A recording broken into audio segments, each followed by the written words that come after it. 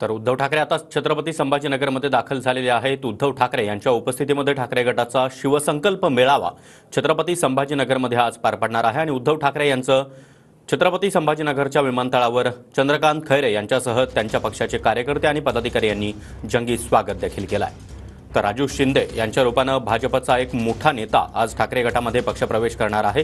राजू शिंदे हे उपमहापौर राहिलेले आहेत आणि त्यांच्यासह 5 ते 6 नगरसेवक देखील माजी नगरसेवक देखील ठाकरे गटामध्ये प्रवेश करणार असल्याची माहिती मिळते। मात्र आता उद्धव ठाकरे हे शिवसंकल्प मेळाव्यासाठी छत्रपती संभाजीनगरमध्ये आता दाखल झाले आहेत। चंद्रकांत खैरे यांनी उद्धव ठाकरे यांचं स्वागत केलेलं आहे।